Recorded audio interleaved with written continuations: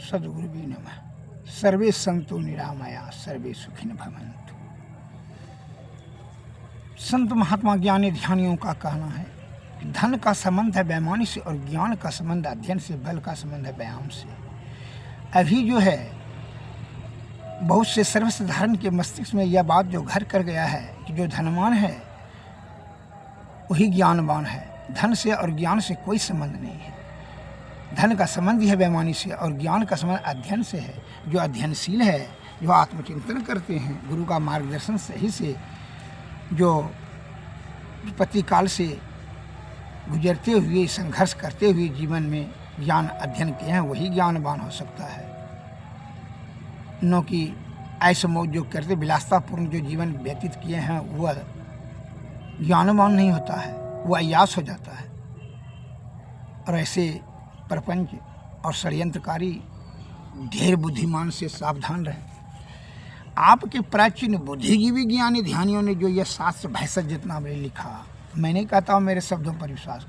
अब अपने प्राचीन ज्ञानी आदि विद्वान वैद्यों के ने जो निष्कपट निश्चल परोपकार की भाव को रखते हुए यह शास्त्र का जो ज्ञान संकलित किया शास्त्र में, उनका अनुसरण करें, अमल करें। मैं यही शास्त्र के समक्ष रख करके आपको पढ़ करके सुना रहे हैं और आप अपने से दवाएं बना करके सेवन कीजिए। है कंपनी के पीछे भागना बंद कर दीजिए, अन्यथा जीवन आपका नरकिया होते जा रहा है। अल्प आयुवान रोगाग्र शारीरिक दृष्टि से दुर्बल होते चले जा रहे हैं।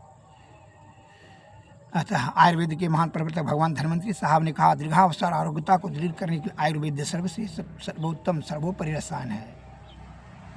अर्थात दीर्घ आयुवान आरोग्यवान निरोगवान रहने के लिए आयुर्वेद सर्वश्रेष्ठ सर्वोपरि सर्वश्रेष्ठ है। प्राण वल्लभ रस किताब से पढ़कर के इसीलिए सुना रहे हैं कि आप यह न समझें अल्पयानी। मैं आपको बताना चाहता हूँ, प्रत्यक्षम किम परमाणम, प्रत्यक्ष में प्रमाण देने की क्या जरूरत है आपको। इसलिए सबूत के सामने मैं बता देता हूँ कि आज का ये लिखा हुआ नहीं है, ये धूर्त पाखंडी पूंजीपतियों का लिखा हुआ ये शास्त्र नहीं है। पवित्र आत्मा वाले दीर्घायुवान ज्ञानी आत्मज्ञानी विद्वान गणों के द्वारा लिखे गए हैं शास्त्र। प्राण वल्लभ रस, सिंगरफ से निकाला हुआ शुद्ध पारा, शुद्ध अम्लासार गंधक, लो भस्म ताम्र भस्म, कौड़ी की भस्म, तुतिया, हींग, त्रिफला, थुहर की जड़, जावा, खार, जमाल, गोटा, सुहागा और निःशोध प्रत्येक समान भाग लेकर बकरी के दूध में उत्तम प्रकार से खरल करके 4-4 रत्ती की गोलियां बना लेवें। फिर नित्य प्रातःकाल 1-1 गोली शहद और अथवा जल के साथ भक्षण करें और कफ दोष के विचार कर मात्रा को युक्तिपूर्वक घटाता बढ़ाता जाएं। यह रस कमला, पांडु, अफरा, सिलीपद जिसको फिलफा कहते हैं, फिलरिया, फिलफाय, गलगंड, गलमाला, हैलीमक, सूजन, ओरोस्तंभ, संघरणी, मूर्छा, भमन, हिचकी, खांसी, श्वास, गले का पीड़ा और असाध्य सन्निपात, ज्वर तथा जीर्ण ज्वर, आरुचि, जलोदोष से उत्पन्न हुआ शोथ और अति दारुण जलोदर, इन सब रोगों को शीघ्र नष्ट करता है। कमला, पांडु आदि रोगों को दूर करने के लिए इस रस से बढ़ कर के अन्य औषध नहीं है। इस प्राण वल्लभ नामक रस को श्री गहनानंद जी नाथ ने निर्माण किया है। हे प्यारे बंधुओं, आप एक शब्द पर, अभी आधुनिक विद्वान को कहिए एक शब्द पर उंगली उठाने का उनकी योग्यता नहीं है। कम्बाइनेशन देख लीजिए कितना प्रभावशाली सब लिखे हैं। ये सभी औषधि को संग्रहित कर करके सम्मिश्रित कर करके शुद्ध करके रसेंद्र सार संग्रह विधि से आप बना करके अमल करें, अत्यंत लाभ मिलेगा। मंजन फल देखें तत्काल आप पीक हुई काक बकहूँ बना। आप आलस को परित्याग करें और जिन सज्जन को विशेष रूप से जानकारी प्राप्त करने का इच्छा हो आप हमसे संपर्क साधें।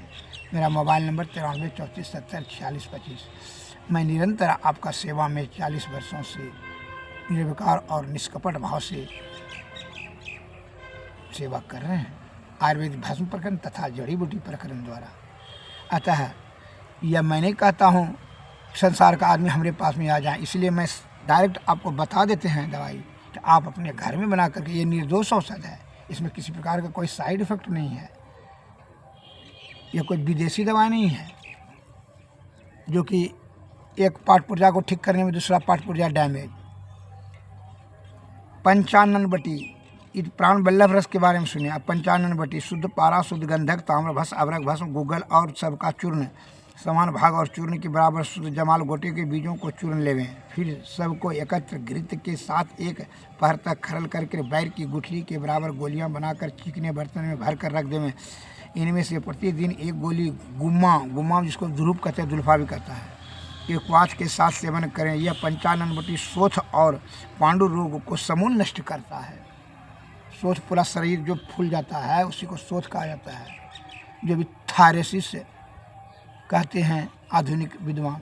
शोथ बात अक्सर लेडीज़ को होता है, पूरा शरीर जो है शोथ फूल जाता है और सूजन हो जाता है।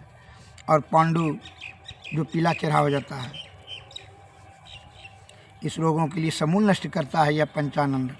पांडु सुदन रस शुद्ध पारा, शुद्ध गंधक, ताम्रभस्म, जमाल गोटा और गूगल, इन सभी को औषधियों को समान भाग लेकर के चूर्ण घृत में साथ मिला करके खरल करके दो रत्ती की गोलियां बनावें। नित्य प्रति प्रातःकाल एक एक गोली सेवन करें। इस पर शीतल जल और अमल पदार्थ को त्याग देवें। इससे पांडु और शोथ रोगों की शांति होती है।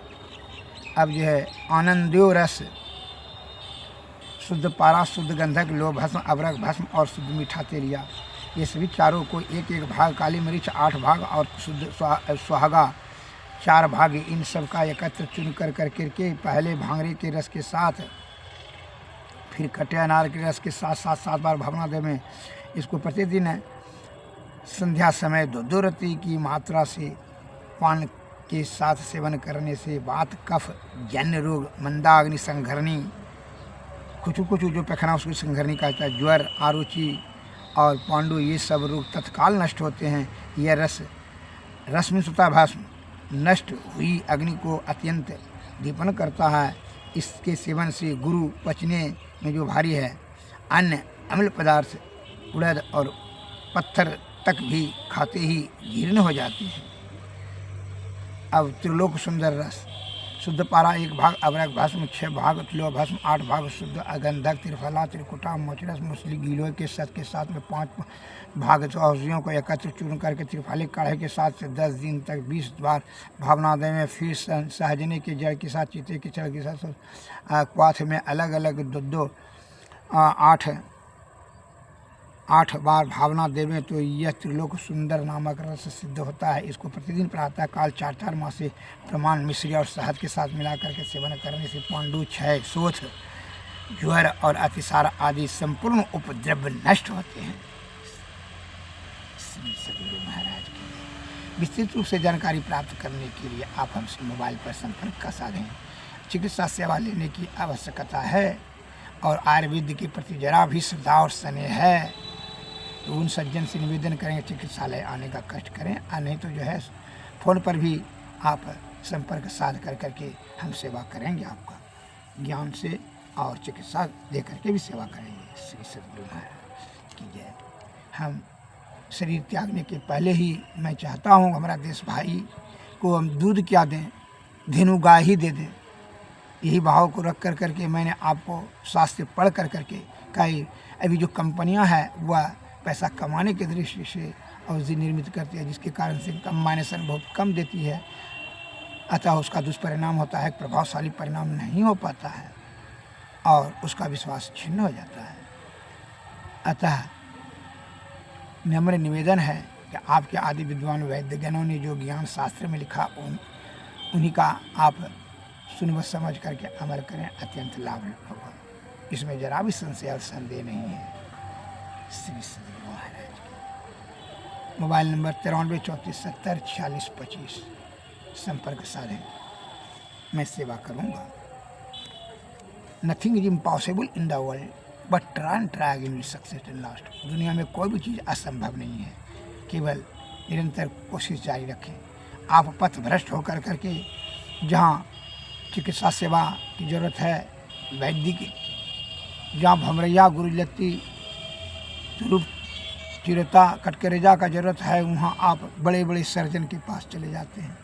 अब किसी को धातु रोग है, धातु गिरता है, किसी को बात रोग है, 84 प्रकार के बात रोग, 20 प्रकार के परमे रोग है, सोच रोग है, कमला पांडु जॉन्डिस है, यकृत दुर्बल हो गया है, तो आपको एलोपैथिक सर्जन के पास सर्जन क्या करेगा? वो तो सर्जरी लेकर के विद्वान है, ऑपरेशन लेकर के।